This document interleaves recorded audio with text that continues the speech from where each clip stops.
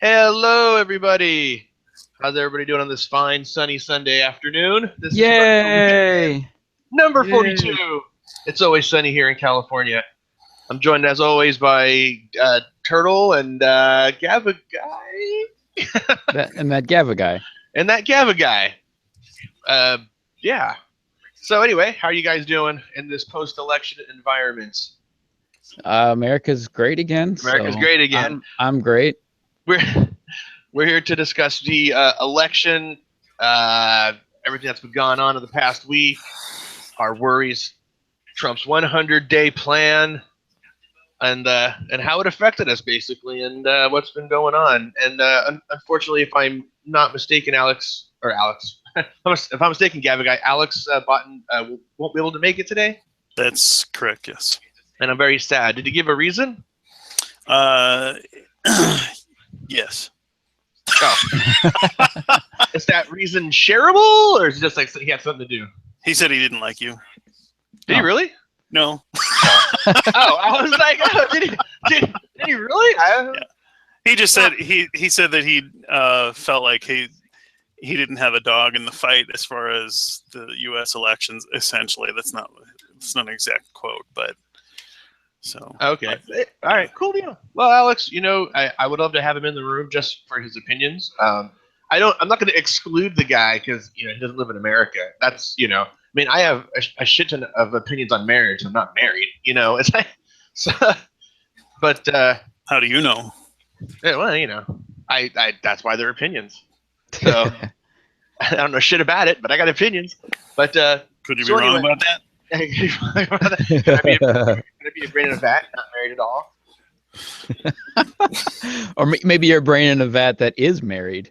Yeah. And Well, you maybe, just view reality through the lens of somebody who isn't. I'm sure when you're married, you sometimes feel like your brain is in a vat. So, but anyway, so we all live in various parts of the country, and I live on the West Coast. And Turtle lives next to the Great Lakes, right? Somewhere over there. Yeah, so we had one member in a state that was definitely going to vote for Trump, one member in a state that was definitely going to vote for Clinton, and one member in a state that was supposed to vote for Clinton. And I'm that member. You're the turncoat. Yeah. So I want to take us back before we get into the actual ramifications and give a quick insight on election day for us. Kind of give a quick synopsis of what went through your mind as the night went on and Trump finally won. Gava guy, do you want to take that real quick? Just kind of bring us up to speed where your head's at. Say it again. Fuck's wrong with you, man? Is there a TV on in somebody's? Yeah. That's it. Sorry. Hang on. You Gava guy's watching a football game or something. It might be. The Packers are on, but it's my son. He's watching a video Yeah. on the YouTubes or something. I don't know what it is. Gava guy is watching Bridget Jones's Diary in the background. No. Oh. He's So watching some kind of like video game tournament kind of thing. Oh, what channel's that on? I mean, so anyway, so I want to take us back to election night, kind of what your reaction was before we really get in the nuts and bolts of how we're feeling about this, and just kind of give us a quick synopsis of what went through your head and what you were feeling by the end of the night. Sure. Yeah. Well, so going into the election, I was cautiously optimistic that we'd be talking about President-elect Clinton. I had looked at 538 blog, which had been they'd been really good at predicting some of the state outcomes in past elections, the recent elections with President Obama, and so I had good amount of faith in some of their predictions, and they were even more conservative with some of their estimates as far as the projected, I guess, chance of winning for each candidate than some other national news outlets and things who had, Hillary winning by, I think, even as much as 80% chance of Hillary taking the electoral college votes. But as we watched the returns come in for each of the states, Florida was looking pretty grim for a good while, but they still were saying, well, it's too close to call, but it's looking difficult. It's just hard to see how she's going to be able to make up this gap. Even in some of the precincts that haven't reported in yet that are probably more favorable to Hillary, it's still, not going to be that much different and whatever. And then they were showing Ohio is going, for Trump more than likely, or at least the returns that had come in so far, and right. It just, you get this sinking feeling like, oh, right. Okay, so fast forward a little bit here. Okay, so so we get to the point where she was winning initially, then he kind of surged ahead. She takes California, right, and then she's kind of ahead for a hot minute, and then Trump comes back. So now you're getting to the end of the election, and it's kind of, we all are, having that same sinking feeling. So what happens in your head and in your heart, as they say, when Trump pulls ahead and looks like he's going to win? Oh, well, I actually went to bed at like 11 our time here in Arkansas, Central Time, because at that point she was already behind enough that I didn't really see, and most of the commentators were like, well, her path, unless she can pull off some of these other states, it's not going to be good. So I went to bed and had a very restless sleep, and was like checking my phone every couple of hours to see if they had made a final call in the election. So my experience there might have been different than shaking my phone, saying, "Be different." Woke up in a cold sweat. Yeah. So what about you, Turtle? Explain how your night went. Well, I actually wasn't really planning on watching the returns, and I was on my computer, and I occasionally, not real often, will watch the Young Turks broadcast, and decided to see what they were saying about what was going on, and I ended up pretty much watching their and it's tragically funny to because they're, if you're not familiar with the Young Turks, they're incredibly liberal organization, and they started out very nervous because the very first returns were coming in Trump's favor, but it was nothing real surprising at that point. But then, like, as the night progressed, it was, there was a little bit of turn towards Clinton, but basically when it came down to, like, okay, Michigan and Wisconsin are coming up red, and yeah, there's still some votes out there, but how's this probably isn't gonna be enough to make up the difference.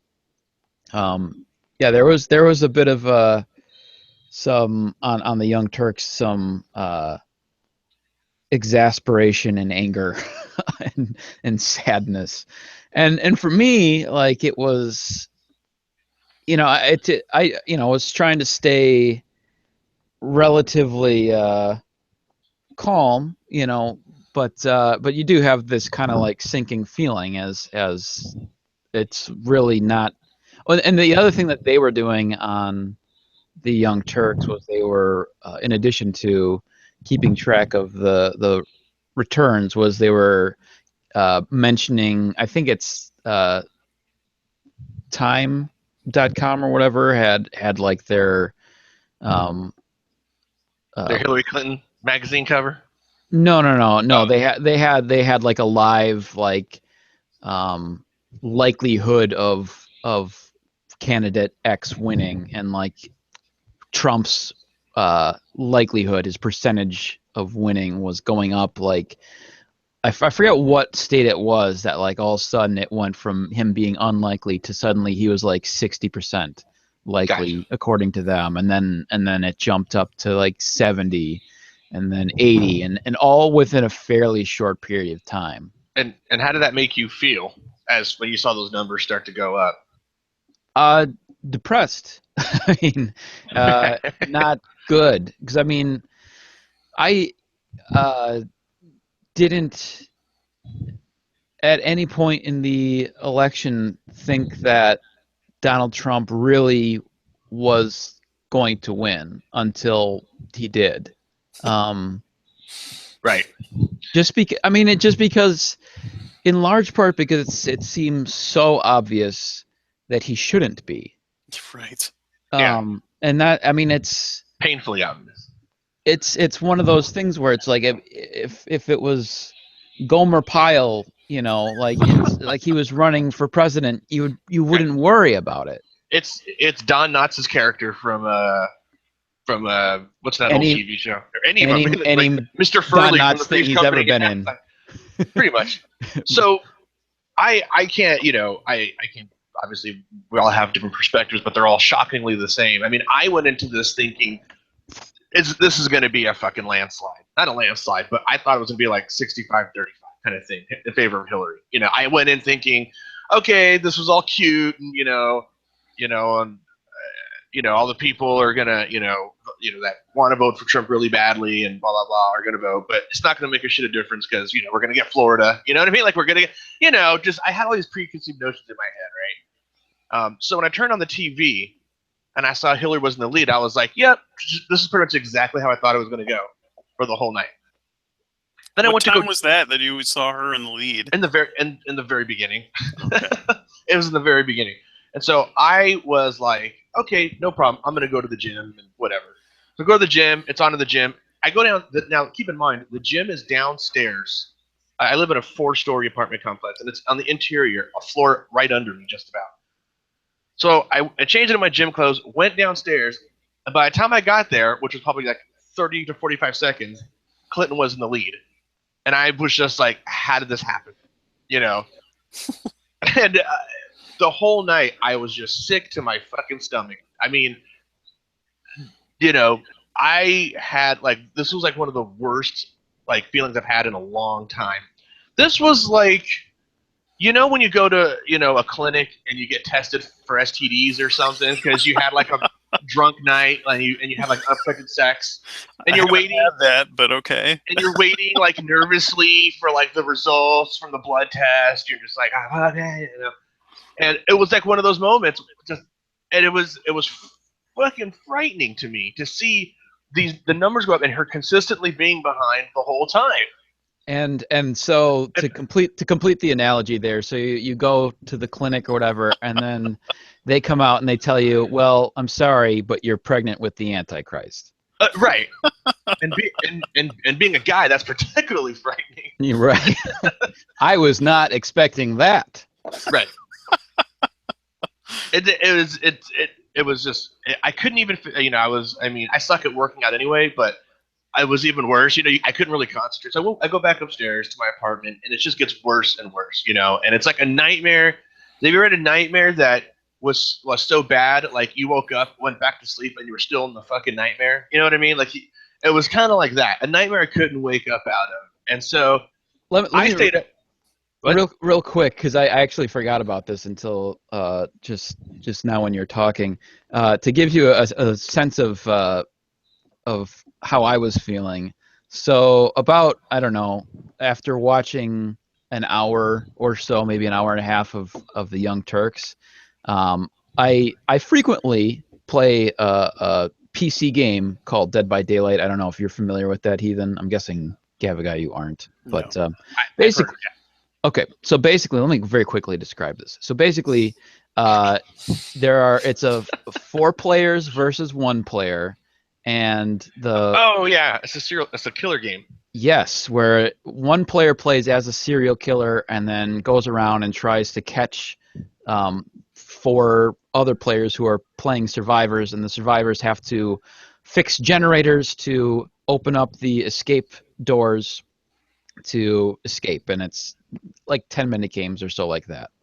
So I was feeling so tense about the election that instead of watching the coverage, I needed to calm down and play Dead by Daylight, which is a game where you're literally being hunted by a serial killer. So That puts things in perspective, actually. Except this serial killer is looking to kill the entire nation. So I could not go to bed. I had to see it for myself, right? I kept checking my phone. And when I finally dozed off, I was having dreams about the election, right? Like Hillary Clinton made a comeback and all the rest, and all this and that. And even when I woke up and at first thing I did was reach for my phone, somewhere in my heart there was like a glimmer of hope that said, please, holy fucking shit, let this be like the greatest comeback of all time.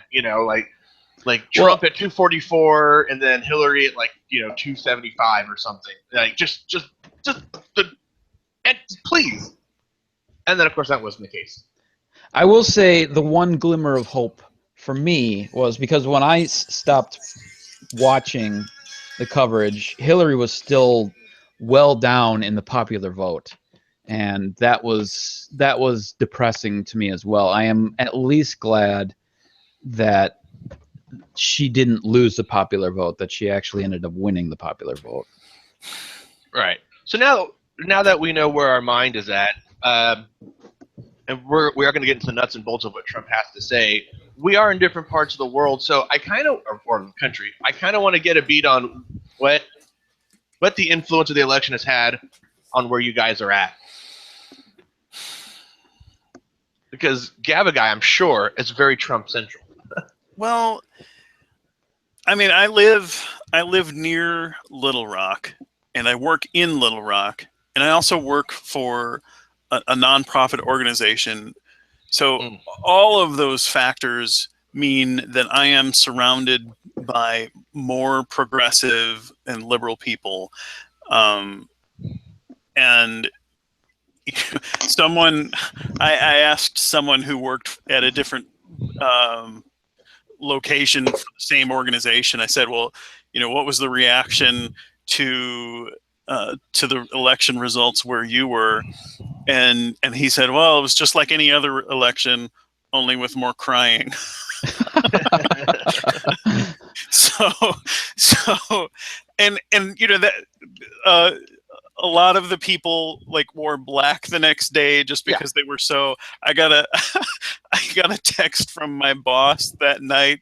I had sent her a text saying, just OMG when it was clear where things were headed, and the response I got back was this person's phone number is no longer in service because she has left the country to go somewhere else to live or something like that. Just goofing around. But everybody where I work and the people that I normally interact with are progressives. Now there are people that I'm friends with on Facebook and things like that who were celebrating and whatever, who are definitely were Trump supporters and whatever. But they're not the people that I bump into on a daily basis. So, what about you, Turtle?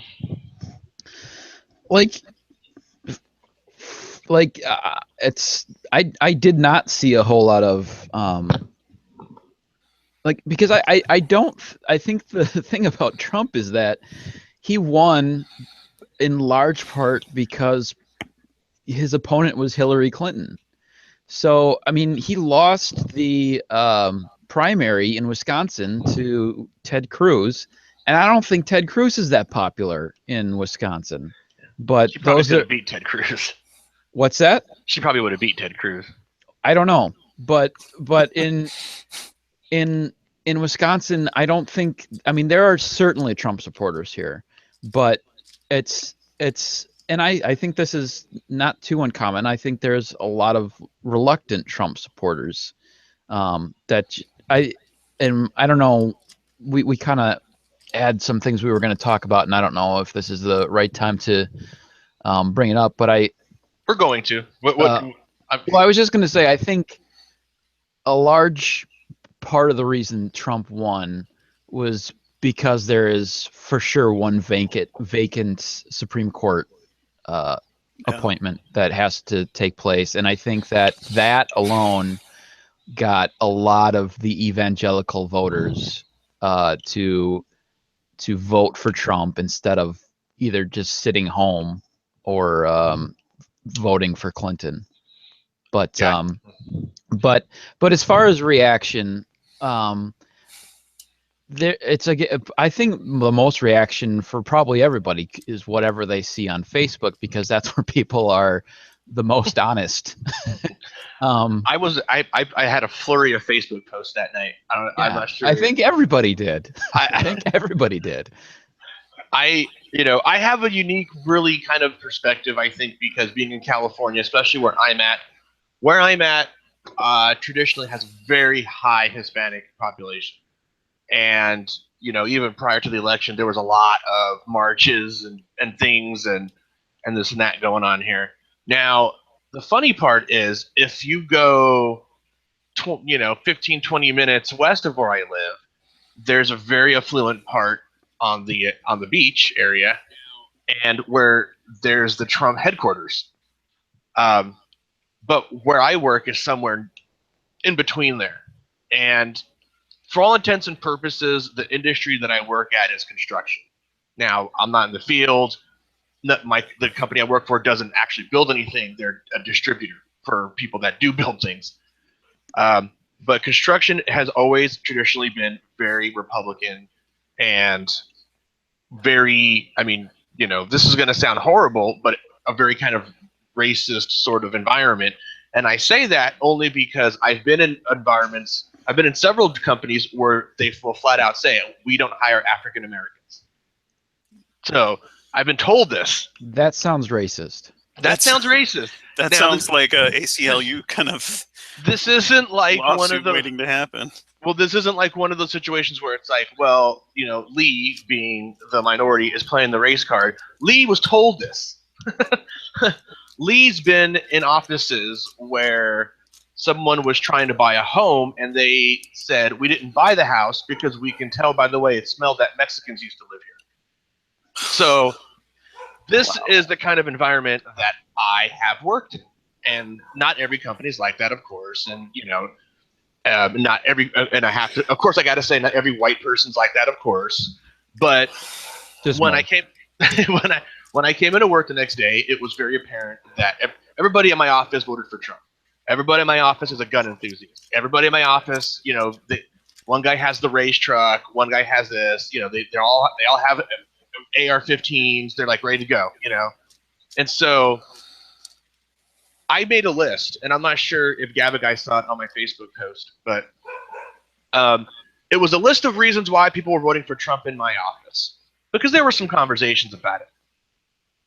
And the reasons I got for people voting for Trump are because they want to continue to buy AR-15 assault rifles and not have to go through the regulation of getting more ammunition, because there's that regulation for ammunition.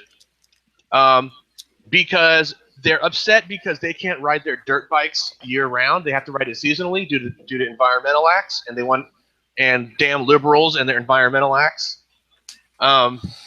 They can't ride their dirt bikes in a certain part of Death Valley, California, because that land is owned by the government, and they're taking away their right to ride their motorbikes in certain parts. I've heard Trump was funny. I like Trump. Trump is funny, so I'm voting for him. Someone told me that. To be fair, that is accurate. Well, they didn't mean funny as in like laughed at, but funny as in like, he tells it like it is, and he's like, when he mocks people, and and that sort of thing. So he should have a TV show. He shouldn't be the leader of our country. Right. And so I'm hearing these things, and my eyes are just like glazed over. I'm just like, are you fucking kidding me, right? And so coming in the next day, when the protests started happening here in California, especially, what I got a lot from the environment was, Well, the people that are protesting don't have jobs anyway, so that's why they're doing that. And it went straight into the demeaning of the people, and of course no one's advocating violence, no one's advocating graffiti, and no one's advocating vandalism. Okay, that's not, and we all agree that that stuff is not helping. However, the idea that they immediately go to like this ad hominem sort of attitude where and of course the backlash, we have videos now of students in class, harassing other students, Hispanics and otherwise. Um, there's people that I know that are posting stuff even where I live, where people are like, calling people the N word, throwing rocks out of cars at people, and this and that. And when this behavior is brought up in my office, the response isn't, "Wow, that's horrible. We don't represent that." The response is, "Oh yeah, but white people too. Like white people have bad stuff happen to them too." And it's like, no. So you're not seeing the. I try to explain to them, you're not seeing the bigger picture, right? This stuff escalates and it can get worse if it's not, and if it's not cold right now, but if it's not sort of simmered. But when you got a guy like Trump who incites this, sort of behavior, I can't see it calming down anytime soon. So that's where my environment is. It's a mix. It's like hardcore Trump guys here and there, but for the most part, a bunch of angry Democrats and liberals. Yeah. So, whew, got that off my chest. I feel better. So, so anyway, so now that we established, kind of where we're at in our heads, let's move forward. I was going to say real quick. It's funny because if somebody, if we just gave the experiences but didn't tell the locations between you heathen and me, and then asked them which person do you think had this experience in Arkansas and which person has his experience in California.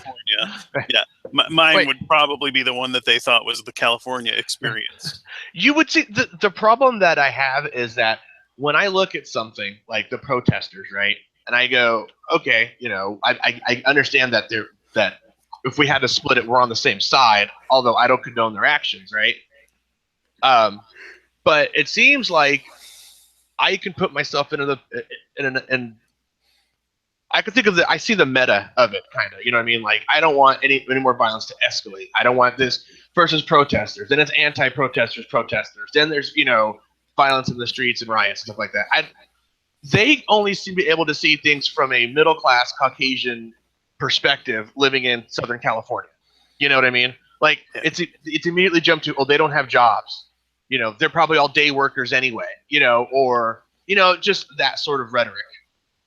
It's like, I try to tell them, I'm like, can you guys look beyond, look beyond that to the bigger picture here, Yeah. Well, and I would wager that that's probably not even true, that a lot of them probably are, the majority of them are probably working. The majority of them are probably either working or students or both. Mm-hmm. A lot of them are probably working, very hard and barely scraping by, because that's, I know that was my experience when I was, first married, and it was one of the reasons why I started to kind of question, the system. And I'm using scare quotes around that, but the fact that you could work 40 hours a week, and have two incomes even, and be working and working and working, and still be eligible for food stamps, not because the food stamp system is so crazy, but because you actually need it, even though you may be working and trying your best to provide for your family, but because it's allowed to pay people such a poor wage right now, that you can't get by, literally. And it's I think a true injustice in our society, the fact that that's the case. Absolutely. So now that we got that out of the way, we actually have other topics to talk about. So, Guy, what would you like to jump to next? Because we definitely want to hit upon Trump's 100-day plan, which has a shit ton of things to talk about. Sure. I've read it. I've read most of it, and it just seems like a lot of it's rhetoric to me, But Well, his whole thing, his whole campaign was rhetoric.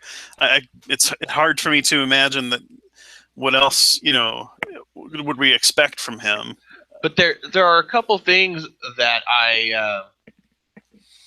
that do worry me. The Well, environmental stuff is the one that worries me the most. But go ahead. I'll let you pick the first one. let's just briefly talk about some of the points from his campaign that were high points in the campaign. Okay. I mean, I think number Talking one. points, you mean? What's that? Yeah, well, Talking points. Yeah, and his campaign promises, like this is what he proposed to do. I mean, obviously, the wall and that Mexico is going to pay for it. I mean, to me, that's not going to get done because number one, it's not feasible. Number two, Mexico's not going to pay for it. And number three, it's stupid. I mean, even in his own campaign, stops, there was at least one occasion where he pointed out the fact, what are they going to do? Get a ladder? And even if they get a ladder, how are they going to get down? Maybe a rope. He said this himself. Yeah, he found the fatal flaw in his plan. Right. On accident, live in front of thousands of people. Yeah. So that's one I think we could probably check off as he's not going to be able to deliver on this campaign promise, which was a big part of why people voted for him and supported him, is because they wanted to have this wall built. And another point on that, part of what his argument was in favor of it was to say, well, it'll stop terrorists from coming in, but we've got how many more thousands of miles of border with Canada that we're not talking about building a wall with. So any terrorist that was thinking, well, maybe I'll go in through the Mexico border, just has to change his flight plans to go into Canada and walk across the border through the forest there, and ta-da, he's in, if that's his real plan. So yeah, the wall thing. I mean, he these talking points are specifically targeted at people's fears, and I mean, I have a friend who brought up kind of a good point, dude. He goes, you know what? I don't blame the guy. I blame the people that follow him or believe him, and because anybody can talk shit and all, and claim a bunch of stuff, right? But the people that want to clap like seals, because for whatever reason, those are the people that really have the power, right? They're the ones that people are voting and stuff. So the wall is a completely unrealistic thing. I have to agree with this. It's retarded. The stretch from coast to whatever their border ends on the south side is so long. It's like, how is that even gonna? I mean, how does he expect Mexico to pay for it? Like what is that? What's the deal he supposedly has planned for that? Can I make a suggestion's not the right word, but I suspect that he never thought any of that through. Well, that he said it, and then I mean, I feel like you can look back at pretty much everything that Donald Trump has said during this election, and you can take one step back and then figure out how he came to that. So Donald Trump is told, okay, we have this immigration problem where there's a bunch of people coming from Mexico to the United States. What should we do about that? Build a wall. And that's how he came up with his strategy for building a wall. Can I say something? And just real quick, one other one. Yeah. The what should be a memorable moment from the campaign, but really isn't because of all of the dumb things that Donald Trump has said, is that whatever that town hall or whatever it was when he was asked whether or not women who have abortions should be punished, and he said yes. And it's very easy to see why he would say that, because it's like, if you're going to make abortion against the law, then yeah, you it follows that women should be punished. But of course, nobody wants that. Even the most hardcore pro-life people don't want that. So then he had to walk that back. But if you think about it, it makes perfect sense from Donald Trump's Limited perspective. right, of like, oh, It's like how does this follow? Oh yeah, we would punish the women because it's illegal. it's like asking a 5-year-old, what the solution is, because they're going to come with the simplest solution with no with no thought behind it. But I Right. will tell you this much: the one of the ladies, and I use that term loosely, that sits next to me at work said the reason she's not voting for Hillary Clinton is because she's a piece of shit, and that she is pro-choice, and she is not. She will never back anyone that is pro-life or Pro-choice. abortion specifically under any circumstances. So, Right. and that's coming from a woman. so the brainwashing runs pretty deep. Now, Well, but here's the thing though, is we're all evolved creatures, and the whole how dare you? the whole way it works is we procreate, and so we have these embedded programs in our head that tell us how to behave and what's important, and it is very it's a very important thing for a species to continue, that it protects its children. So I don't think it's difficult to understand why women would be against abortion, because it feels like that's their main purpose is to Well, uh, have children and to protect them. right, but I also don't. It's also in my genes to procreate, or as much as possible with as many different females as possible. But I don't do that. I mean, I would like to, but I mean, I don't do that. Right, but that's where that it doesn't. My We do point have is it. that it doesn't really require brainwashing, because I think it takes some Well, she's dumb. extra thought and the ability to step out of your kind of most basic instincts to kind of understand why abortion is necessary in some Also, instances. also as much of a non-lady as she is, she's like, I believe in the Bible. There's other factors there. I mean, she got into it briefly with somebody at work, and as a quick tangent, we're talking about sciencey stuff or whatever, and she jumped in and said, "That's not true because Adam and Eve are real people." And we're like, and then someone's like, "Yeah, I don't believe in Adam and Eve," and she goes, "Well, I'm sorry, God creates, and that's what happened. So sorry, you're wrong." And it just put her earbuds back in and went back to work. And I was like, "Well, that's some fine rational thinking there." Sorry, you're just wrong. Okay, cool. So this isn't exactly a reasonable person either, But can Right. I say something that may sound slightly racist? Not that it's ever not happened before, but You're the host, right? well, I just We're at your mercy. We no, always are.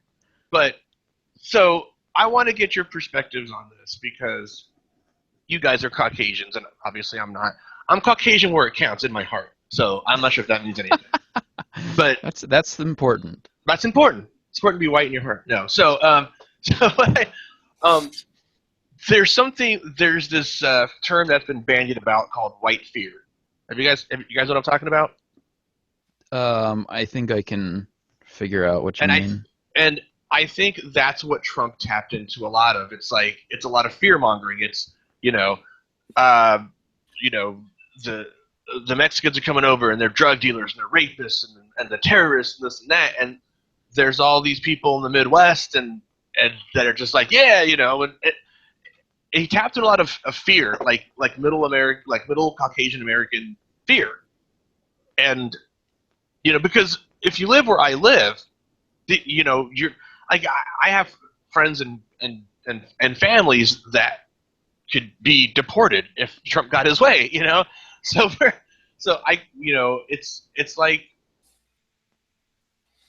especially like at my work, for example, they wouldn't have they may have had an opinion about it, but now it's like they're on this platform where they can just start spouting stuff, where it's like, you know, I'm sorry, but anyone that's a Trump supporter automatically has like a Southern accent. So they're going to be like, y'all, you immigrants need to get out of our country, and we're getting a lot of that stuff now. And so it taps into a lot of like this, the amount of fear mongering is like amazing.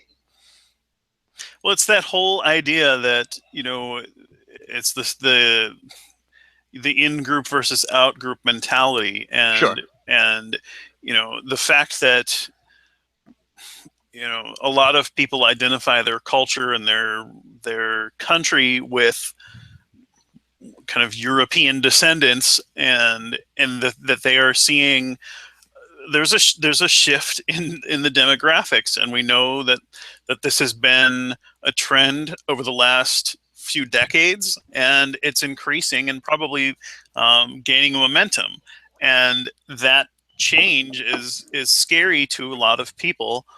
And I think you're right. Yeah, he's kind of tapped into this fear of the change that's ongoing. So, well, there is that, and then there also is the real fear of real terrorist attacks too. Sure. And Sure. I'm not saying it's not based on any reality. I'm just saying like he's taking that and just tapping into a core fear that I don't even think he really buys into 100%. I just, you know what I mean? Yeah, well, I think here's the thing is I think Donald Trump got really lucky that he happened to run at basically when the Tea Party was just looking for anything, because you had if he had run at a it's I think it's very ironic in some sense that he is going to be the president immediately following Barack Obama, because he is virtually the exact opposite of Barack Obama in basically every respect, other than he's male. But I don't know that he could have won if it hadn't been for Barack Obama, just because with the rise of Barack Obama, you get the Tea Party, and the Tea Party's just anger at the establishment in general, but also taking it out on the establishment Republicans. And Donald Trump really just lucked into that, just because he is willing to say whatever, and there happened to be this very receptive audience that is willing to use him as their Molotov cocktail to blow up the system, even though he's not going to do that. He's not going to change the government or get rid of lobbyists or anything like that. He's not going to do any of that. I like how he's like, we're going to drain the swamp and get rid of corruption. And yeah, okay. I'm like, but if he wanted to get rid of corruption, he would quit. Well, and the other thing about that that's humorous to me is anybody that voted for him to drain the swamp, they also like overwhelmingly voted back incumbents. So, all of those Republicans and Democrats have basically returned. There was just a very small handful of people that won't be returning to Washington, and he's filling positions already, or naming people who are Washington insiders. So yeah, there's like zero swamp drainage, and all right. Anyways, I got something. Yeah. So moving on from immigration, we agree the wall is probably not going to happen, right? At least not in the way that, because he's already hedging on some things. Yeah, it's gonna like more fence is what maybe, and more border patrol is what maybe will happen. A chain link fence with some barbed wire on top, probably. Okay, so opinion time. So Trump is not that this show isn't just one big opinion time. That's what I was thinking. Trump is appointing his cabinet. And this, to me, is probably one of the more scarier aspects of this whole thing. So he may tap Ben Carson as the director of education. Is that what the title's called, right? Have you guys heard about this? I can't remember who. I know Ben Carson was being talked about for some position that seemed Yes. unqualified I don't, for, but I I'm don't not sure remember if if it it's was that director or of not. education. I'm not sure if that's a title name. That's what I'm going to call it for right now. So, um, the director of education, Secretary of Education. Okay. So now I don't know if you know who Ben Carson is. Or fucking turtle. Sorry, sorry, but he's a neurosurgeon. Yeah, yeah. Yeah, and he's also a young Earth creationist. Yes. And Bill Maher did something on his show called Smart Stupid People, where he would feature people like Ben Carson, who, is a successful neurosurgeon, but believes in, young Earth and all that shit.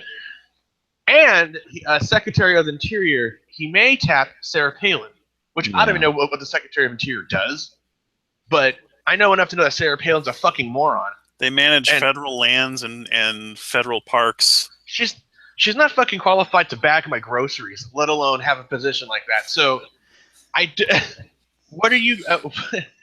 Then you got and then what was that? Vice President Pence? Was it Mike Pence? Yes. Mike Pence, yes. This guy is also. They also want to gut a lot of the climate change. He's anti-science, evangelical Christian, and so now the big fear is that these guys are going to basically cockblock science, much like we had going on, or probably worse than the Bush administration.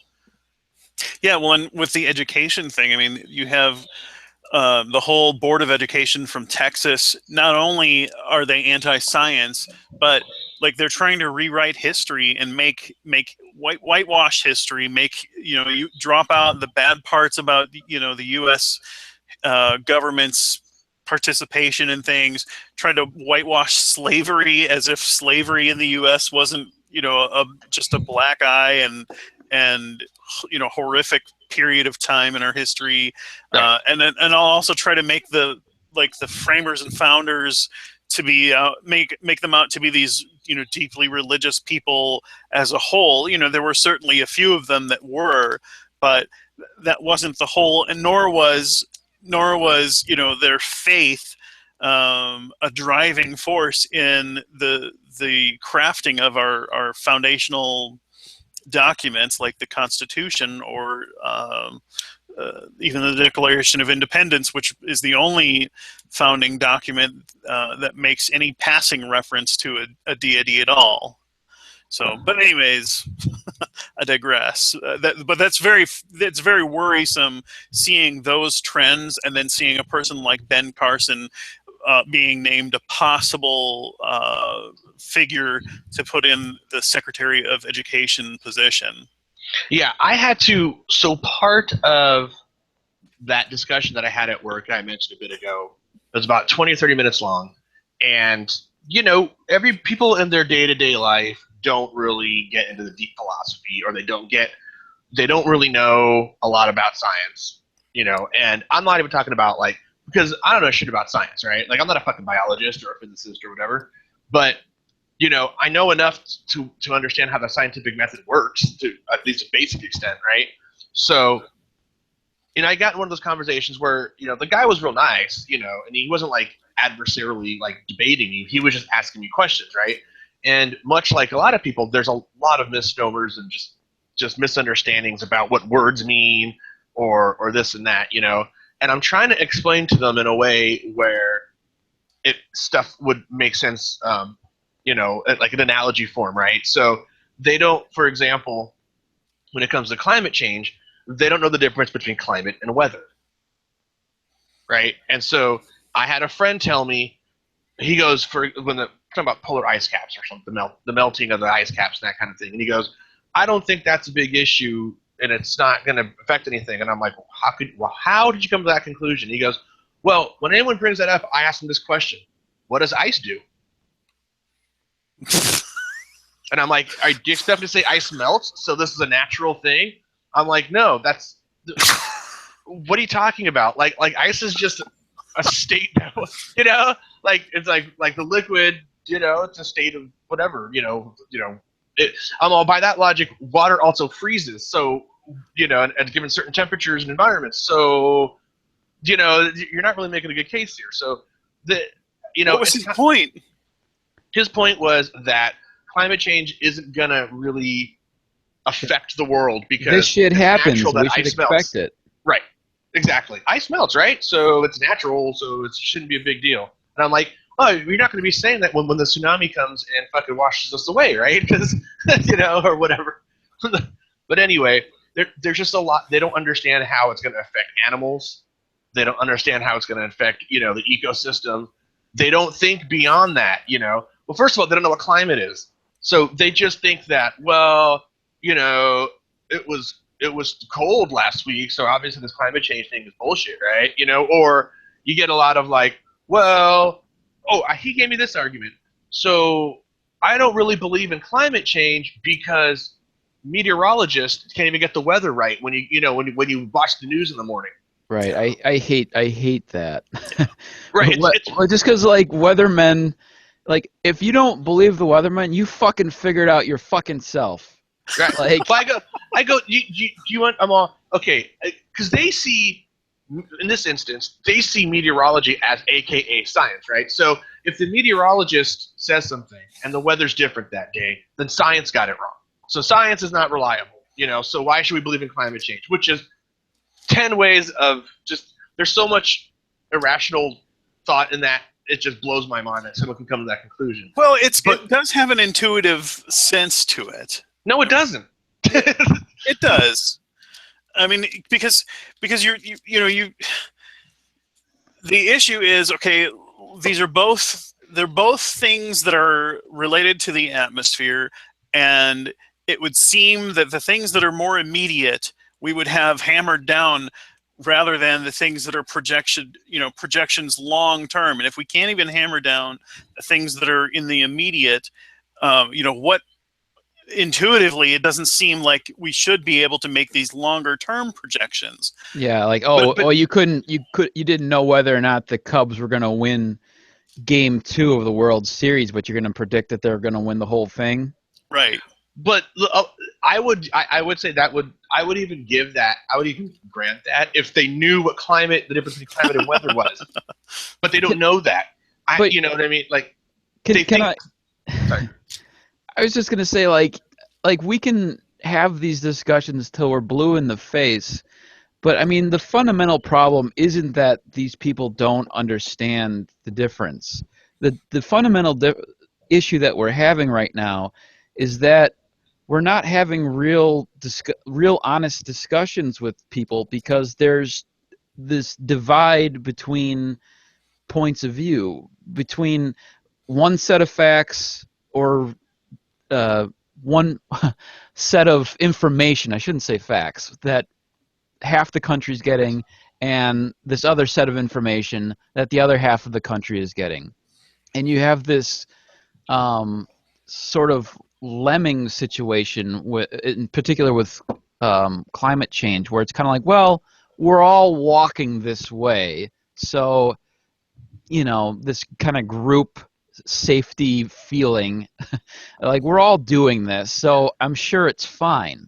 And you have talk radio and Fox News just solidifying people's fears on the one hand in terms of like racial issues and terrorism, and pacifying any fears they have with regards to climate change or social injustice or anything like that. Don't worry, it's really fine that these people are poor because they don't work hard.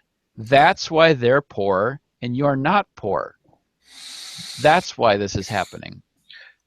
Yeah, and I agree with that. It's the problem that I'm having at work communicating these points is because I want to come. I always try to come at it with them.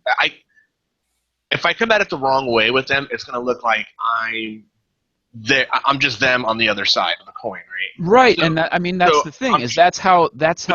And I wasn't sure when the right time to bring this up was, but that's one of my biggest problems with the protests Sure. is it's such an easy thing for Fox News and talk radio to take and say, look, these crybaby liberals from the beginning, they were crying about Donald Trump, and they lost fair and square, but they won't cop to it.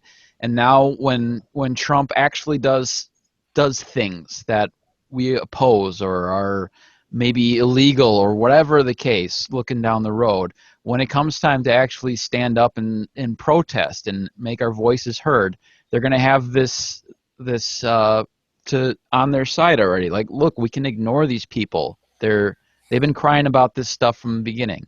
Yeah. Okay. So, next topic. That's the worst segue ever. All right. But I know, Turtle, you have to go pretty soon, so I want to get as many as possible. What do we got next on our list, Gabby? I don't know what about mass deportations? That was another campaign promise. I don't know. Did that make it to his list of yes. first 100 days? Yes. I was reading on CNN, I think today. Just had it up. It had a picture of Paul Ryan. I don't know if it was him or just it was Congress and Republican Congress in general was saying that won't happen. Wow. Happened. You kind of slurred out there like a robot. It's like you had a stroke all of a sudden. Turtle, are you there? Oh, he'll come back. Yeah. I'm pretty sure that was going to say that won't happen. And then on the actual 100-day plan, it says end illegal immigration act fully. Funds the construction of a wall, which we talked about on the southern border, with a full understanding that the country of Mexico will be reimbursing the United States for the full cost of such wall, and we talked about that. Establishes a 2-year mandatory minimum federal prison sentence for illegally re-entering the U.S. after a deportation, and a 5-year mandatory minimum for illegally re-entering for those with felony convictions, multiple misdemeanor convictions, or 2 or more prior deportations. Also reform visa rules to enhance penalties for overstaying and to ensure jobs are offered to American workers first. There's one that actually talks about deporting, begin removing the more than 2 million criminal illegal immigrants from the country and cancel visas to foreign countries that won't take them back. Cancel all federal funding to sanctuary cities. So it doesn't look good. Yeah, sorry I dropped out there. We had a good laugh at your expense. I actually was gonna go look at CNN.com, but I did it on the Google Hangouts page, which doesn't work. Google Hangouts has enough problems without you doing stuff like that. Without me actually changing out of it. But yeah, it is Ryan himself. He says, and this is just a quote from the article: "We are not planning on erecting a deportation force." So we'll see. I don't know if Trump has responded to that or not. But like I used to work with somebody who had a husband, and he's not legal. And she's a legal citizen now. She has a green card. And they own a trucking company together. Like both their names are on everything. They own a home together. He pays taxes. I mean, at this point, is it worth it for him? You know, and if you met the guy, he looks like any other Mexican American that you would see. You know what I mean? Yeah. And and that's the biggest worry is, who are they going to be targeting if we do have a deportation, force of some kind? It's going to most likely be profiled, for people who are brown, because they're the people that look, using scare quotes again, look foreign. There was some lady in the airport. There was a video posted, and she was yelling at a young woman who she heard speaking Assyrian on her cell phone, and saying that she was a terrorist and blah blah blah. And it turns out the girl speaks perfect English with a slight accent, and she is a legal citizen. but this woman in the airport. Well, that the whole idea of carrying out this thing where we're going to go and try to pick out people that are here illegally, that's not going to work. It's going to be a huge disaster, and there's going to be human rights violations all over the place. Here's the thing that I find concerning is there on the one, not this, but like something like the wall or something like, there's just a lot of things that Donald Trump could do that really should, and one would expect would fail miserably just because they don't make any sense. And there's part of me that hopes that he tries to do something, and it's just like we're able to go like, see, look at how dumb this is.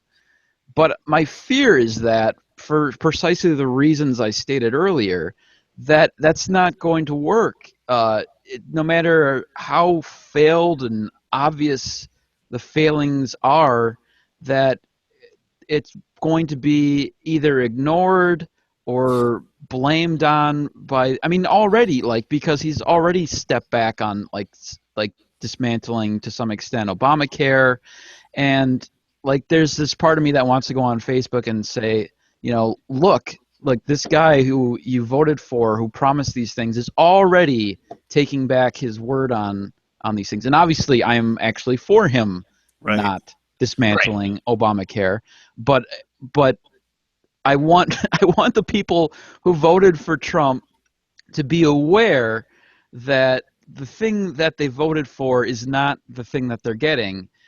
But I just have this sinking feeling that it doesn't really matter to them, that they're going to be fine with that because he's their guy.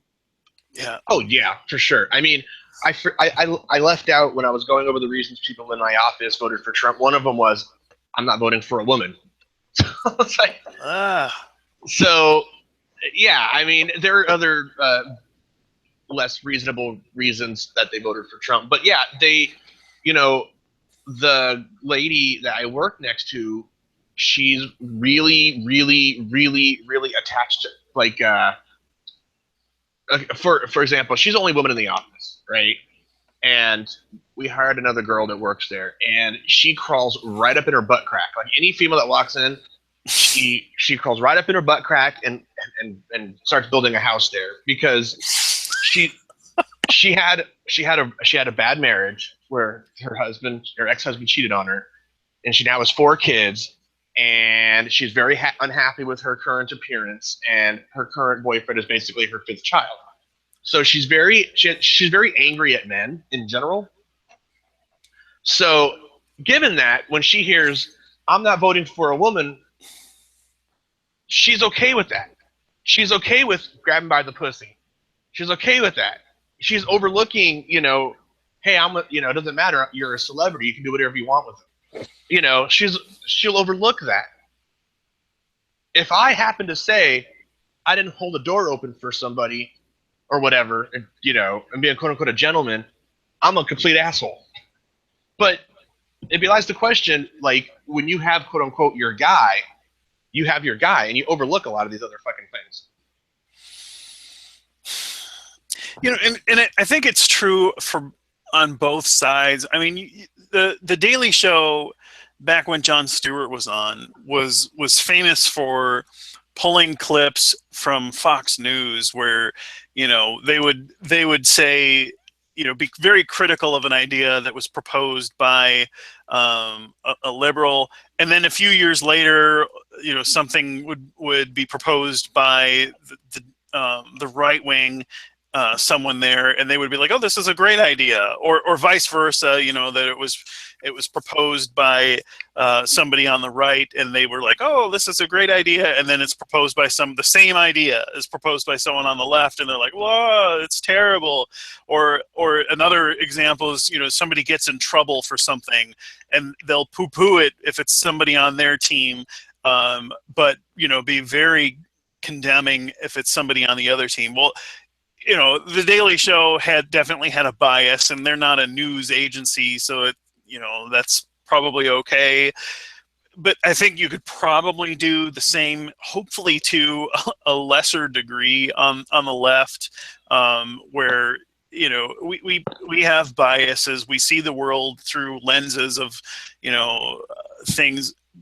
But I think I would say that the conservatives have done a really, really good job of just completely spoiling the brand on the left and saying, that anything that comes from the left is a bad idea.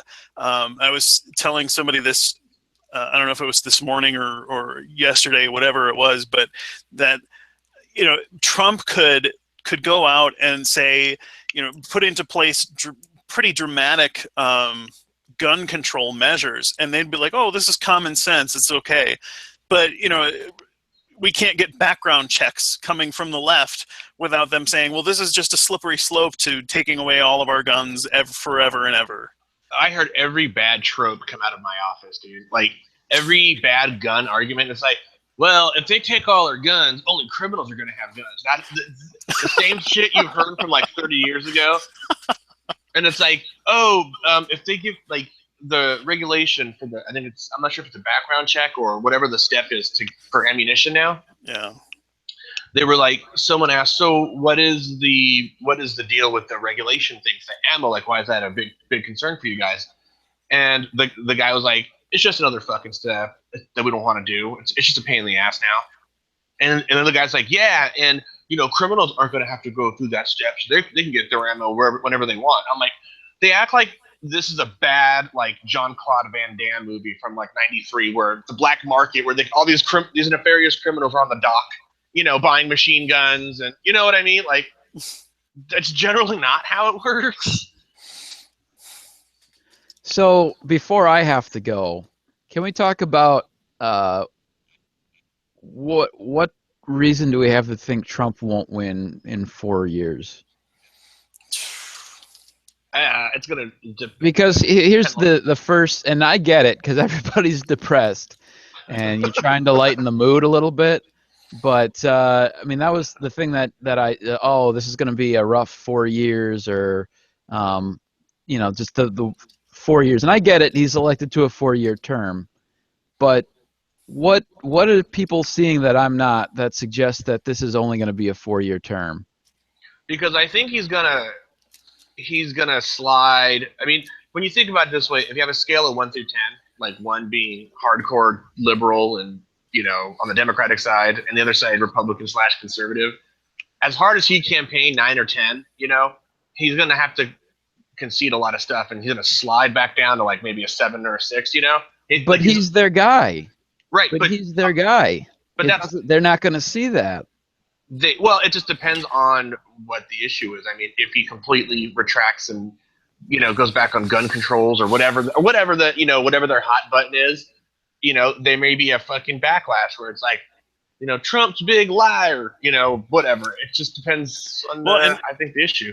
The tax proposal, I posted a link to an article from NPR about his tax proposal, and it's going to favor the most wealthy Americans in the top 1% because they're going to get like the biggest bulk of tax cuts. It's going to, increase the deficit, and it's going to harm, especially they were saying, the analysts were saying, I think single families in the middle class are going to see a significant increase in their taxes. Those kinds of things, regardless of your, party affiliation, if it hits your pocketbook, I think that's going to shatter the illusion that this guy is, untouchable and things. So the savior of America. Yeah, in particular, if the economy stagnates or starts to decline, which. But it's not going to in 4 years. I mean, these the thing that happened with Bush, like those kinds of bubbles take time to develop, and people not watching or restricting or whatever, those kinds of things take time to develop. And even if it does happen in 4 years, they're going to point it back to when Barack Obama was the president. like it has to be so immediate and undeniably a cause and effect relationship that people can't somehow twist it to say, oh, because everybody, there's Democrats, it's what 48 seats for the Democrats in the Senate or whatever. Yeah. There's Democrat fingers in everything still, and they're going to be able to tie this and any problem to, well, the Democrats aren't working with us or whatever. There's just so many ways you can spin this shit that I don't trust the conservative base that they're going to look at any kind of flaws that happen fairly. I mean, We don't need the conservative base to do that. We need what we need is for there to be a successful communicator who is going to inspire the liberals and persuade the moderates and the independents to vote, because that's how we lost this election. It was largely voter turnout in these swing states. African Americans, millennials, and other people that weren't inspired by Hillary Clinton, and she's not inspiring. She was not my first pick, but they sat out the election. In some cases, maybe they worked for the elections in the past and didn't show up this time to work and try and get out the vote, and other people not only didn't do that, but didn't even bother to vote, and that's how we lost. Yeah, I mean, I agree with that. I think the most likely situation for Donald Trump being out of there, I think there's two most likely situations. One is that there's somebody other than Hillary Clinton running for president in 4 years. And I have nothing against Hillary Clinton, but please don't run again. Right. The other scenario I could see happening is that Trump gets bored in a year and a half or 2 years and resigns. Like, I seriously don't think that it's too far-fetched of a scenario where, because he won the popularity contest, but the parties are over. It's no longer him standing in front of crowds who are cheering for him and just shouting his name over and over again. That part's over. So I don't know that he has the endurance or attention span. Yeah, exactly. To stick around. I mean, he's well known for being somebody who gets bored just from doing interviews. Yeah, someone posted that somewhere online where I think it was on my Facebook or something, and it was a still shot of his like a funny expression on his face, and it says that look on Trump's face when he realizes the election is over and he has to actually do the job now or something like that. Yeah, and if he does put Sarah Palin as secretary of Homeland, or no, it wasn't that, was it? Interior. Like, I mean, there's a chance that there'll be 2 resignations midway through this term, because maybe they get TV deals or something like that. Good grief. But I need to get going, so. Yeah, I mean, Turtle, you big predator. At least we get weed, though. Nice. Maybe by you. I am for the legalization of marijuana, but I am against people using it because it smells like shit. So. Yeah, but you play guitar, right? I do. I do, and occasionally I have to smell other people's smoking that shit, and I don't care for it. Doesn't that mean somewhere along the line that like you'd have to default into recreational drug use as a musician? Actually, you don't. You don't have to do that. Damn it! What kind of musician are you? What if they had weed that smelled like potpourri or something pleasant? Maybe, but I have to sign off at this point, so I'll talk to you guys later, and bye, everybody. All right, my dear Turtle. We'll see you next time. And then there were 2. Then there were 2. It's just you and me, buddy. We can whisper sweet nothings to each other. So what else do we got? So do we got anything else that you want to hit upon with just the 2 of us? I don't know. Yeah, we talked about the tax policies. Um, Thanks, Alex Botten. yeah. Let me look back at our list. I like You've that got guy. the list there too, right? What is there He anything? never told me how to actually read stuff. No. The We talked about the environmental stuff, but Oh yeah. the Keystone Pipeline, he's gonna lift the restriction on that to complete that, and is that my apologies for anyone that's listening, but I'm unaware. Is that what the Native Americans are protesting? Yes. Okay, I didn't read. I knew that they're protesting something. I just don't know what it was. But I have the wherewithal to call them Native Americans, not Indians. So, but Yeah. they part of that is that they have to build it right through sacred land for them, right?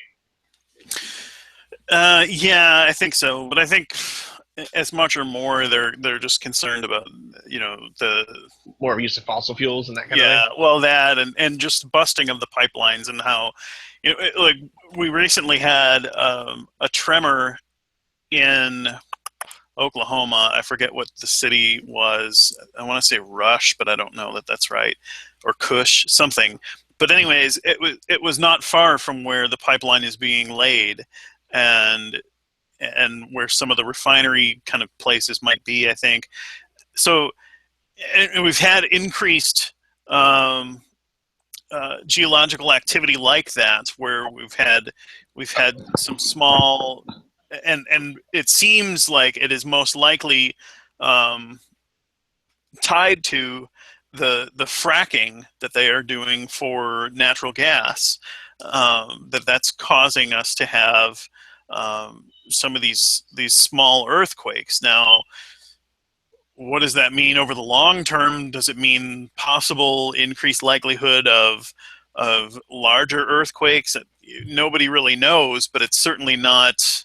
Um, Out of the question. yeah, not out of the question. And even with the small ones, it doesn't take much to shift things just a bit, and that could mean a tear in the pipe. It could mean something starts leaking, and if it goes undetected, then it could get into the water streams and things. If it's not big. We had right here in Arkansas just a few years ago, there was a fairly significant leak, and in this little cul-de-sac in Mayflower, Arkansas, they had oil up and down their streets because of the burst pipeline there, and so their properties were ruined, and they had to evacuate, and it was a mess. We could be looking at that all up and down the middle of our country with this pipeline. So Yes. You know what? The one thing I do want to touch upon, which will probably be, I think, the last thing because it's kind of big, but is our foreign trade and how Trump's views on other countries kind of frighten me. I think if I was to list the top two or three things, um, I think his views on other, especially China, right? And I'm not just saying that because I'm half Chinese, but I think one of the things he wanted to do was like label China a currency manipulator. I think that's how it was put when I.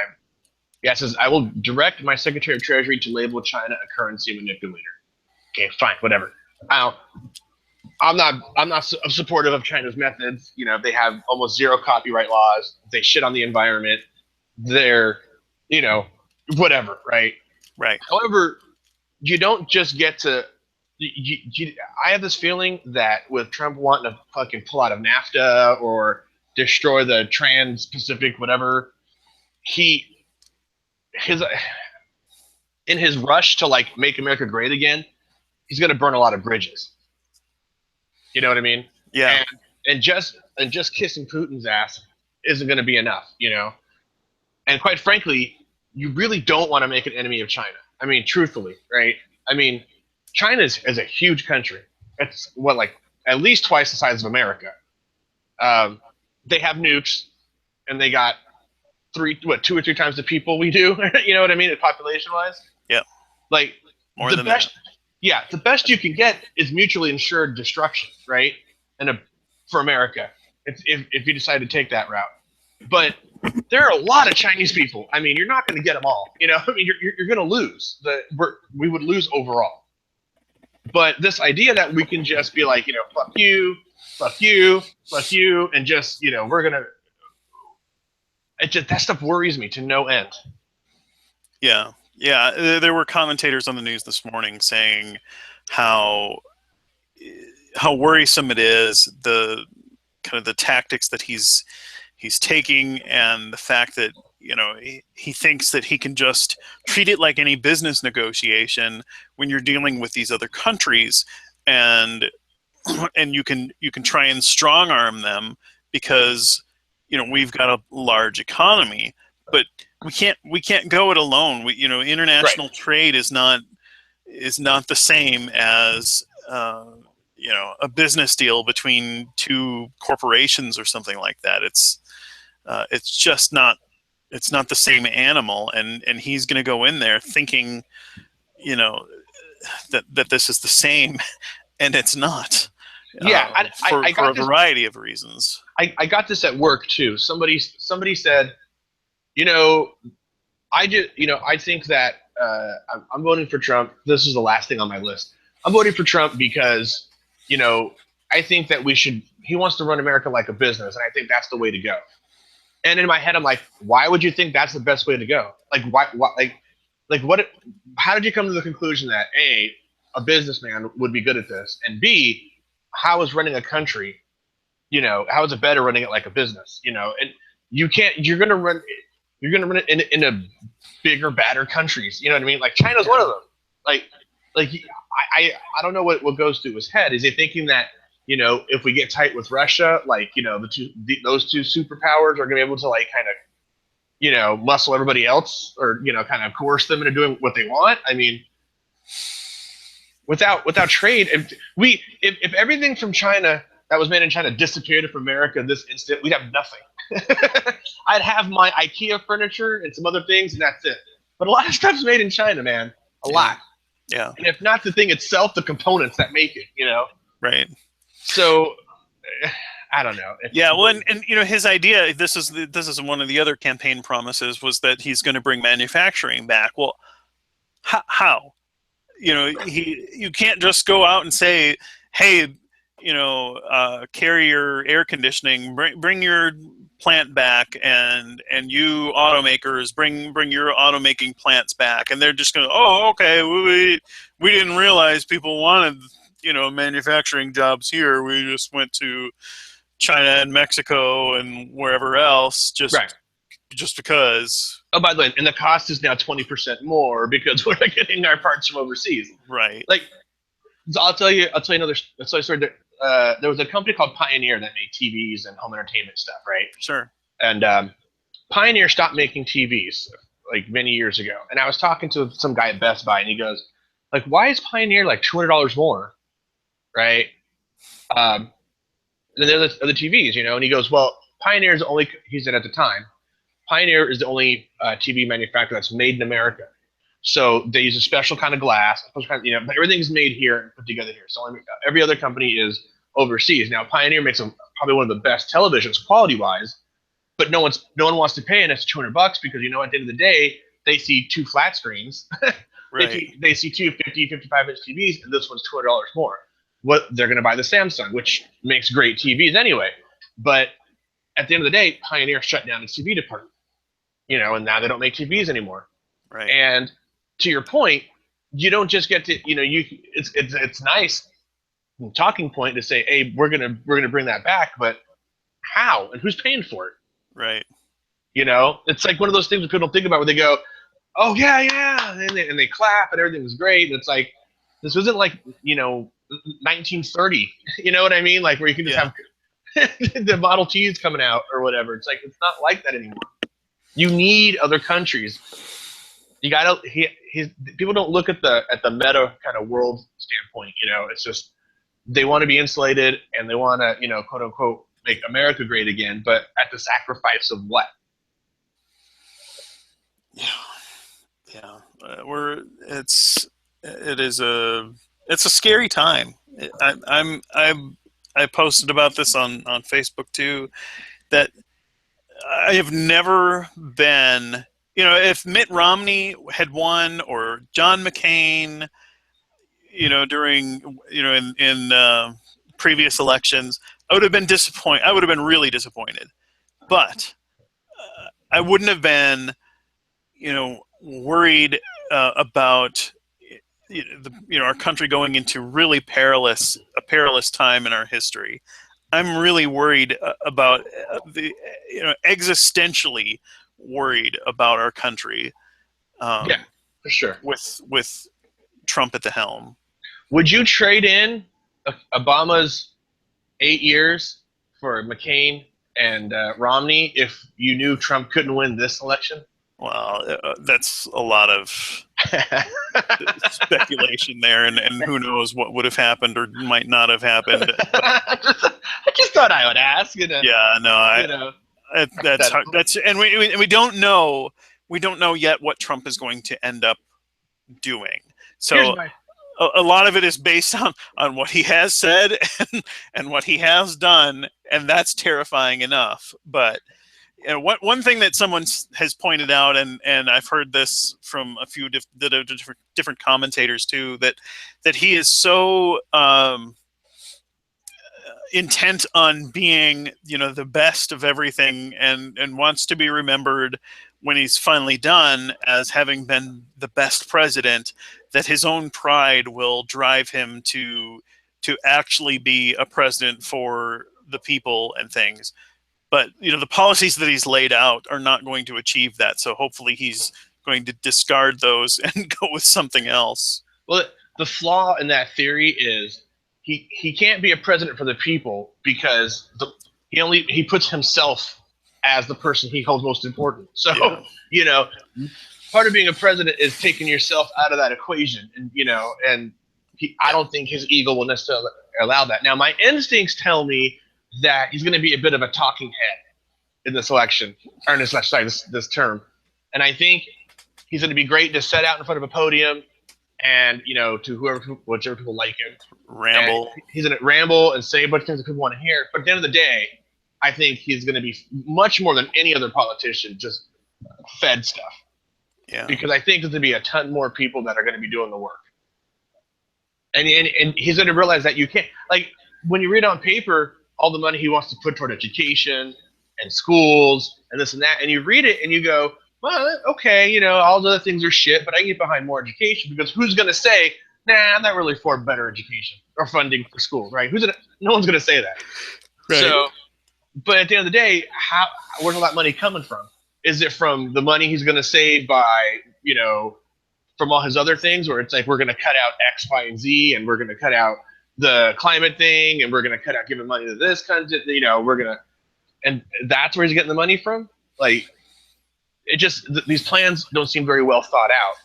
No, I mean, they don't add up mathematically either. So that's yes, that's true. Right. If you look at all the numbers, they go, this isn't going to work. And so, like I said, I think he's going to be, he's going to be out there as a figurehead because he likes the adulation. He likes to be in front of people and get attention. Yeah. But like you said, he gets bored, and I read that in other articles too. And I think ultimately the other people are going to do most of the work, and he is going to be the figurehead. And hopefully he won't fucking kill everybody in the process or kill the economy or whatever. So it's ironic to me that he wants to put all this, or he claims he wants to put all this money into education, but then it's Ben Carson as the director or the Secretary of Education. Yeah. That just fucking blows my mind. So, hey, can we do like a blitz of his 100 days proposals? Sure. Just make brief comments. Yeah, run through them on each one. Yeah. So the first is the constitutional amendment proposed limits to members of Congress. I don't think that's going to happen. Congress isn't going to like that, no. Yeah, they've already said. Well, who was it? His head in the Senate has said, we already have term limits. They're called elections. So right. That's and yeah. Anyhow, so the second one is hiring freeze on federal employees to reduce federal workforce. I think that's going to be a disaster. I read that was already at a low. Yeah. Yeah. Already, like under Obama administration, they lowered that. Yeah, and people are going to be very upset when services are not being met because they can't get their passports and they can't the military and Right. exempting military, public safety, and public health. I wonder if veterans services are included in that, but we'll find out, I guess. Right. Third, requirement for new federal regulation. 2 existing regulations must be eliminated. Oh, for every new federal regulation, 2 existing regulations will be eliminated. I don't understand how that's even going to work, but okay. Yeah, completely ridiculous and so arbitrary. Like what? Why? Yeah. Why would you do that? just to say we have fewer regulations at the end, whatever. Anyhow, 4 5-year ban on White House congressional officials becoming lobbyists after they leave government service. Yeah, exactly. Whatever. It doesn't sound bad on paper, but I mean, like, I don't know. That's the reality. Yeah. And there's already, I think, a 2-year limit or whatever. He's going to increase it to 5. Ta-da! That'll solve everything. 5th, lifetime ban on White House officials lobbying on behalf of a foreign government. Okay. Yeah. 6, complete ban on foreign lobbyists raising money for American elections. Well, okay. Yeah. Anyways, I think is that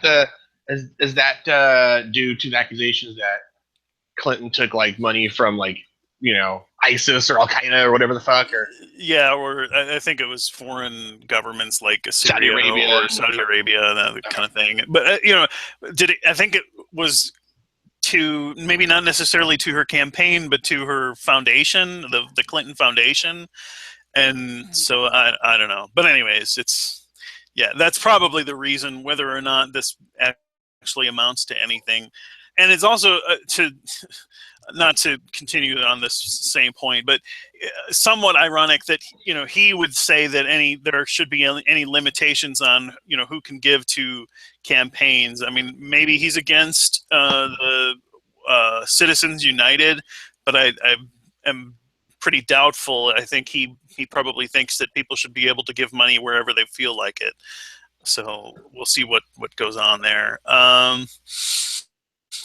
He says announcing an intention to renegotiate NAFTA or withdraw from the deal under Article 2205. I don't know what he wants to renegotiate, but yeah, well, he wants to try and make it a better deal. Announce withdrawal from TTIP, the Trans-Pacific Partnership Trade Agreement. I read in that article you sent that there were already 4 countries that were going to remove themselves from that: Japan, Australia, Singapore, and some place like New Zealand, I think, or something. Yeah, probably falling apart anyhow. Yeah. Direct Secretary of Treasury to label China as a currency manipulator. Number 8, calling someone else names. Go ahead. That's basically what it was. No, number 8, jerk face. Okay. Yeah. Obama's a stupid head. Yeah. Okay. Yeah. That probably has some policy things that we may be not aware of or whatever. But anyways, direct the Secretary of Commerce and U.S. Trade Representative to identify foreign trading abuses and unfairly impact American workers, and direct them to use every tool under the American and international law to end those abuses immediately. Okay. Well, yeah, I mean, that sounds all right on paper, but I wonder if he's got details like hammered out for that, or if it's just going to be like, oh, this seems bad for American workers. It's just dumb because these are things that are like common sense things, right? So it's like, this is part of my 100-day plan. I'm going to make sure that people aren't mistreating Americans. Okay. You're right. Like, who's going to say no to that? I mean, you know what I'm saying? Like, who's going to say no to that? It's retarded. Yeah. Obama-Clinton roadblocks. So he's going to lift the roadblocks and allow vital energy infrastructure projects like Keystone Pipeline. So, and we already kind of touched on that. Cancel billions in payments to UN climate change programs. Good grief. To fix America's water and environmental infrastructure. So he's going to withdraw money to climate change programs and fix our water and environmental infrastructure. I guess probably referring in part to the Flint, Michigan lead problems and what have you, but taking it out of climate change rather than somewhere else where it might, or by increasing taxes to to pay for some of these initiatives. But heaven forbid we increase any taxes to cover costs of things. Anyways, cancel every unconstitutional executive action memorandum under President Obama. I love that one. Right. It's like, that's so vague and like subjective. It's like, what? Well, it's not actually subjective. I mean, there would be, you could make arguments saying this is unconstitutional because, but just canceling them rather than, they could have been challenged all this time in courts and things like that. I guess that takes time, and much easier just to say, well, I've done away with all of these things that were unconstitutional, and then you can say that you've accomplished that, which, whatever, who's to say that they were unconstitutional? It was just your... To me, that feeds into the whole anti-Obama. People that really don't like Obama, where it's, it's... I think that's exactly what it is.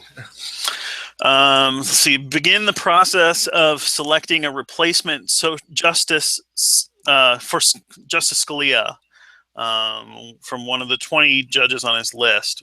There are also, in addition to this vacancy on the Supreme Court, I believe 103 vacancies that the Republicans have refused to fill under the president in our federal court system. So he's going to be filling all of those as well, which is also terrifying.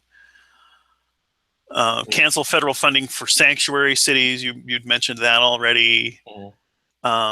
Begin removing the more than 2 million criminal illegal immigrants from the country. Terrifying that he thinks he's going to be doing that. I mean, there's going to be just a bunch of people like military or police that just going to conduct neighborhood sweeps and just is it like a bad dystopian movie where they scan you, a little machine, right? Like, oh, there he's in, like those bad zombie movies. He's infected. Put him in the camp, and it's like, oh, he's illegal. Put him in, put him on the bus. You wonder,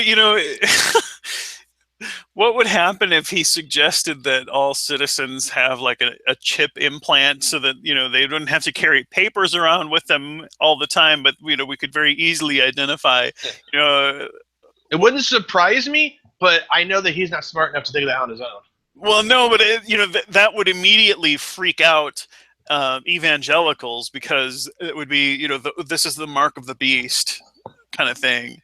They're afraid of any kind of identifier like that that's ever proposed. So anyways, that would be interesting to see the dynamics play out.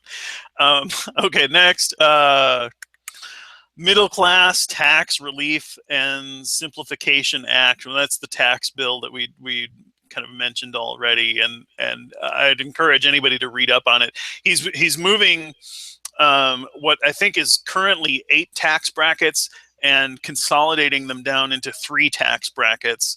And from what I gather, it's going to create a deficit or increase our budget deficit by as much as $6 billion, just as is, not taking into account any other possible economic ramifications it could have, because some of the people who are spending most of their income right now in the economy will be paying more toward taxes,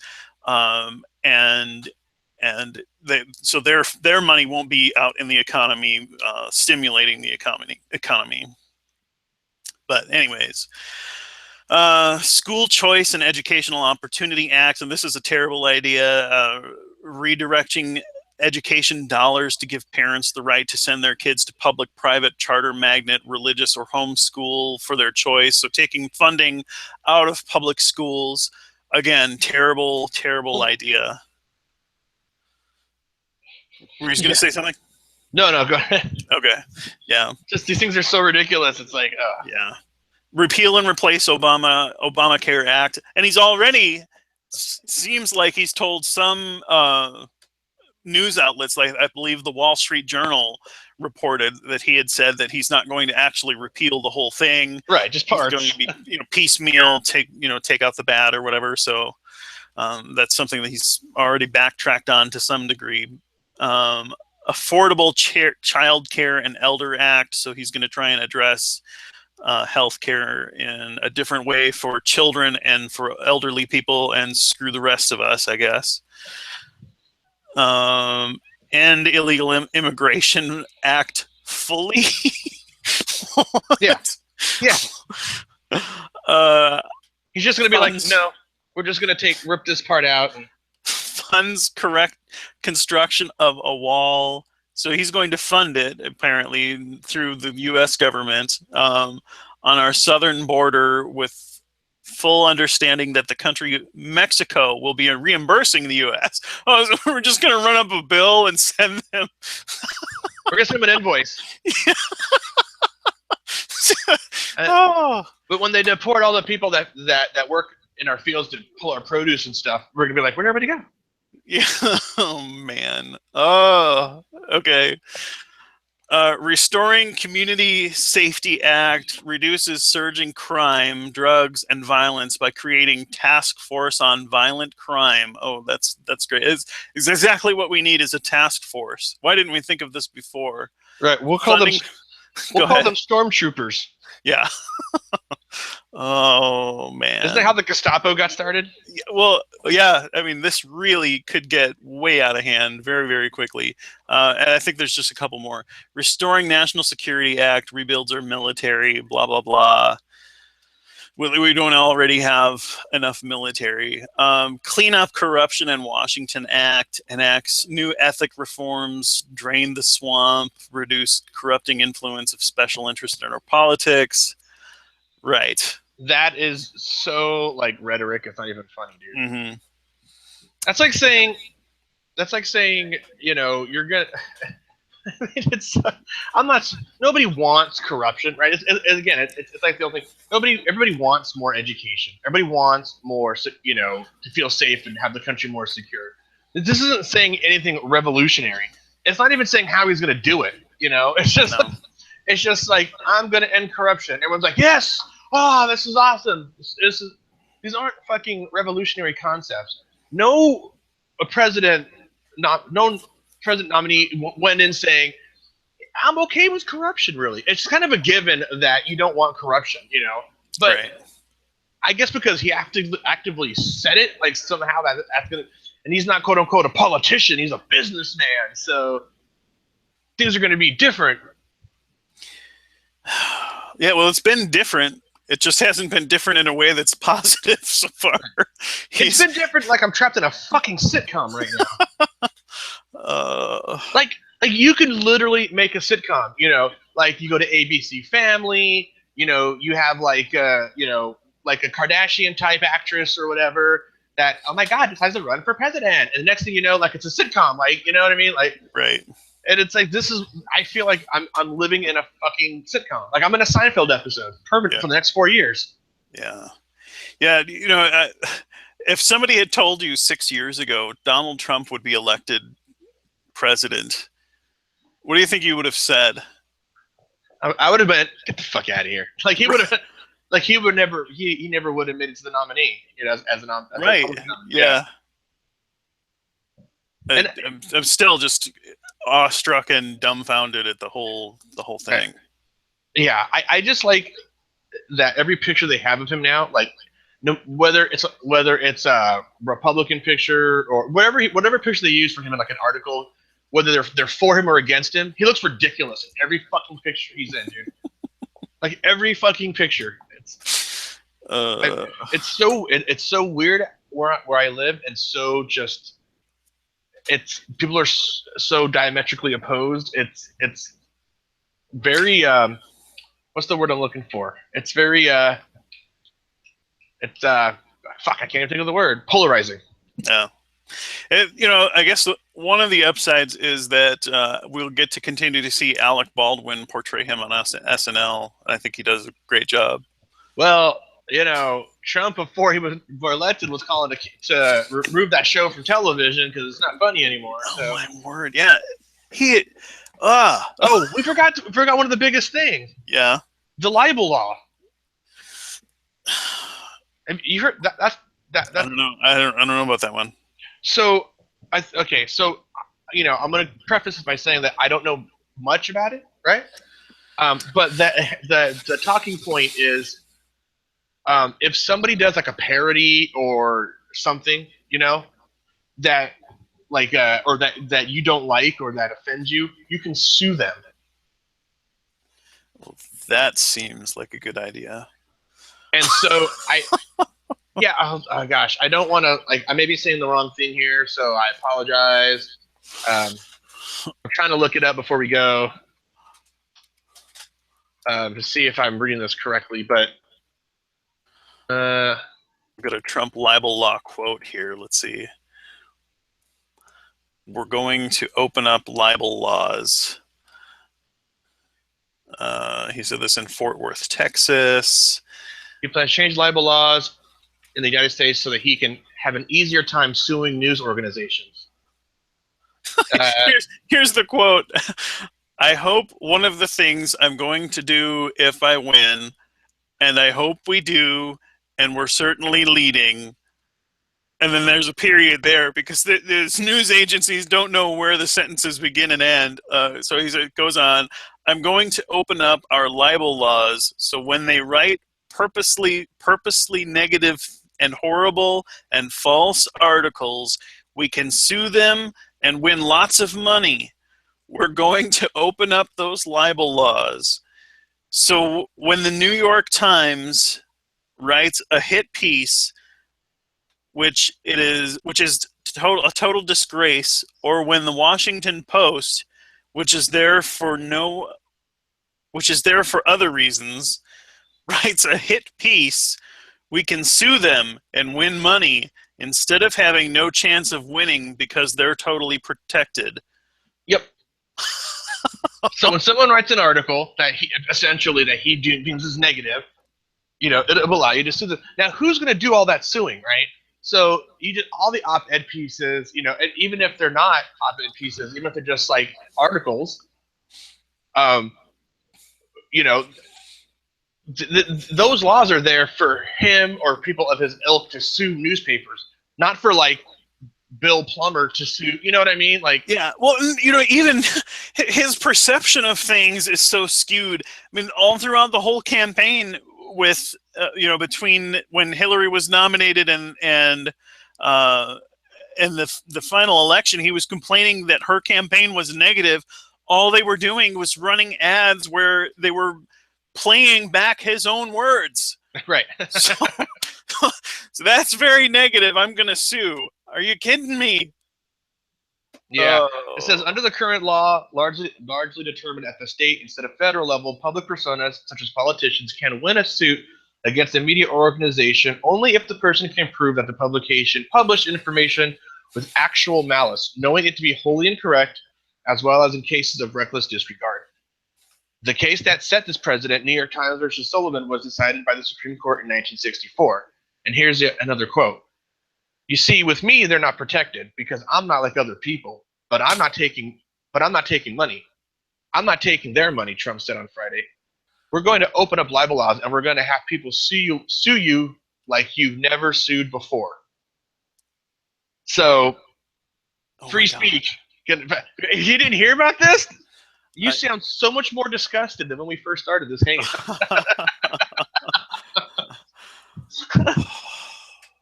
Yeah, see? Wow.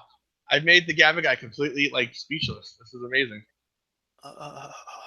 You don't know, right? You read that and you go, "What the fuck? What the fuck?" Like I don't know how to process that. And I see if Trump could literally have it his way, like, and kind of do this bewitch, snap his fingers thing, we would be the government from V for Vendetta, you know, from that movie, where like the media's all controlled by him, and you can't do any parodies, and you can speak, you know what I mean?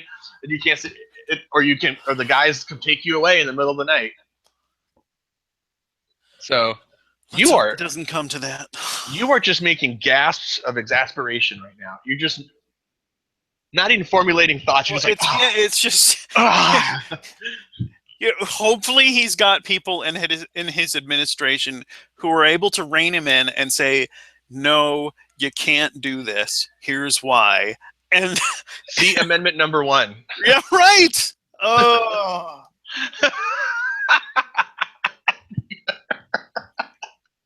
You're gonna be one angry pickleball player later. He's like smashing that ball, like I'm ready to go. yeah. Don't you feel just completely fucking deflated right now? Like, yeah. Well, anyway, I think we're gonna end on that. I think I just drove Gavagai to drink during the day. Finally. But yeah, thank you everyone for showing up. Thank you, Turtle, because even though you had to leave. I hope Alex was here, and I was hoping Skylar Fiction could make it if he got out of work in time, but I guess he did not. So thanks anyways, and we'll see you guys next time. All right, ciao.